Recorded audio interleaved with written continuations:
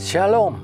Selamat pagi saudara-saudara yang terkasih di dalam Tuhan Yesus Kristus. Selamat berjumpa kembali di dalam renungan pagi hari ini.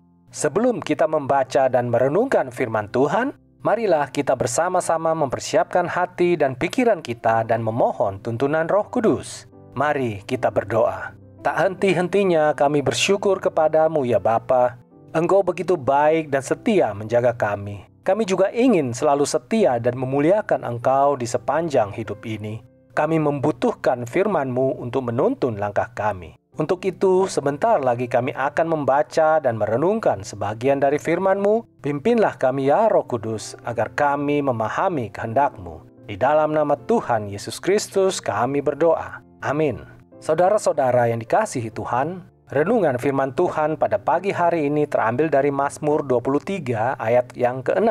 Saya akan membacakannya untuk kita. Kebajikan dan kemurahan belaka akan mengikuti aku seumur hidupku, dan aku akan diam dalam rumah Tuhan sepanjang masa. Saudara-saudaraku yang terkasih, judul renungan pada pagi hari ini adalah Tuhan sanggup memulihkan keadaan. Saudara-saudara yang dikasihi Tuhan, banyak orang merasa pesimis, khawatir dan takut menghadapi hari esok karena melihat keadaan dunia yang semakin buruk akibat krisis di segala bidang kehidupan yang semakin merajalela. Tapi orang yang mengandalkan Tuhan tidak perlu takut, sebab orang yang mengandalkan Tuhan pasti diberkati. Yeremia 17 ayat 7. Diberkatilah orang yang mengandalkan Tuhan, yang menaruh harapannya pada Tuhan. Untuk itu tak perlu takut menghadapinya, asalkan kita hidup benar, hidup seturut dengan kehendak Tuhan. Akan ada jaminan perlindungan dan pemeliharaan dari Tuhan, berkat yang akan mengikuti kita.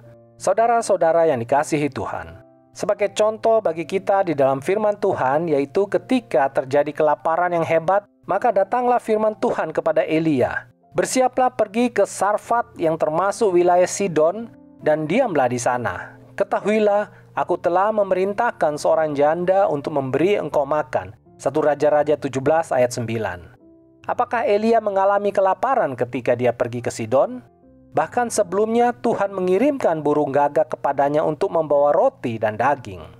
Begitu pula Daniel, meski mengalami pembuangan di Babel, hidup susahkah dia? Segala cobaan dan tantangan boleh saja datang, tapi kebajikan dan kemurahan Tuhan senantiasa mengikuti hidup Daniel. Terbukti ia selalu menjadi orang kepercayaan raja. Apa kuncinya? Karena Daniel selalu hidup benar di hadapan Tuhan. Karena itu kita tak perlu takut akan proses hidup ini. Tak perlu gelisah dan bimbang dan berharap pada siapapun. Tidak perlu mencari jalan pintas atau cara kotor mendapatkan sesuatu dimanapun kita berada dan bekerja. Yang penting adalah bagaimana kita hidup kudus dan benar di hadapan Tuhan dan sesama kita. Maka ketika kita berada dalam koridor Tuhan, kebajikan pun akan mengikuti kita. Saudara-saudara yang dikasihi Tuhan, mungkin saat ini kita sedang berada dalam tekanan, penderitaan, dan kesesakan hebat yang bisa diibaratkan seperti musuh yang berusaha untuk menjatuhkan dan menghancurkan hidup kita. Tetaplah maju dan jangan pernah goyah. Lakukan saja apa yang menjadi bagian kita, yaitu hidup seturut dengan firman Tuhan. Maka Tuhan sendiri yang akan membereskan. Seperti ada tertulis, tangan kananmu Tuhan mulia karena kekuasaanmu, tangan kananmu Tuhan menghancurkan musuh. Keluaran 15 ayat yang ke-6. Jadi saudara-saudara, hidup dalam kekudusan dan kebenaran adalah kunci untuk mengalami pembelaan dari Tuhan. Demikianlah renungan pada pagi hari ini. Tuhan memberkati. Kita akan menutup renungan dalam doa, tetapi jika saudara ingin didoakan secara khusus, hubungi email kami. Kerinduan kami agar channel ini menjadi berkat bagi banyak orang. Mari kita berdoa. Bapa Sorgawi, kami bersyukur telah mendengarkan firman-Mu yang sungguh indah dan menguatkan kami. Mohon pimpinan-Mu di dalam kehidupan kami, sehingga kami menjadi pengikut-Mu yang kudus dan benar. Karena kami percaya, ketika kami hidup di jalan-Mu, kemurahan dan kebajikan akan mengikuti kami. Tolong dan lindungilah kami pada masa-masa yang sulit dan jahat ini ya Bapa. Berkatilah kami untuk menjadi kemuliaan bagi nama-Mu. Saat ini, kami juga memohonkan pertolongan-Mu untuk seluruh umat Tuhan. Yang sakit Engkau sembuhkan, yang kesulitan ekonomi Engkau memberi jalan keluar, yang sedang bergumul dengan masalah pribadi Engkau berikan kelepasan, yang masih menimba ilmu di bangku pendidikan, Engkau memberikan ketekunan dan hikmat juga untuk seluruh pemimpin gereja dan hamba Tuhan.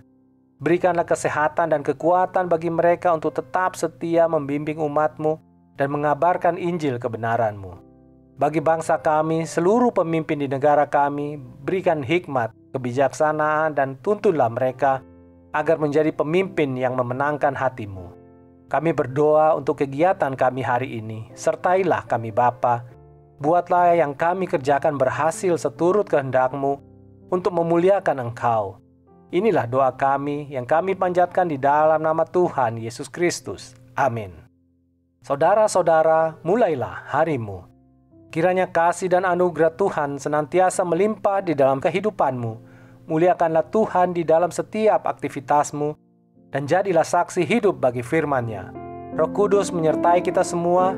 Sampai berjumpa kembali di renungan berikutnya. Tuhan Yesus memberkati.